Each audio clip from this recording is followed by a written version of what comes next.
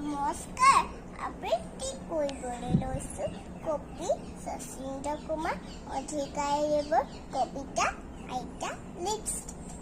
আইতাৰ দুয়োট ৰঙা টিকটিক লগাই সদাইছে তেওঁ লিপষ্টিক।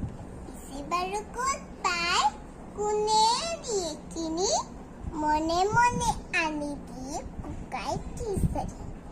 এই ভাবি কথাষাৰ সুধিলোহে গৈ আইতাই হাঁহি ঢেক ঢেককৈ বটাটোৰ পৰা আনি তামোল এখনে সুন্দনাত সুমুৱাই দিলে চূণ সানি।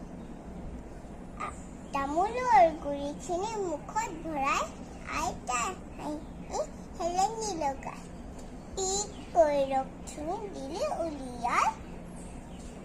দেখি মোৰ হতবাক কিনো কথা পাই ৰঙা চিঙা পৰি গ'ল উঠ আইতাৰ লিপষ্টিকো কৈ আছোঁ এই ৰং চাই। আইতাই ক'লে বোপা এই লিপষ্টিক অসমীয়া নামটো তামোলৰ পিক। ধন্যবাদ।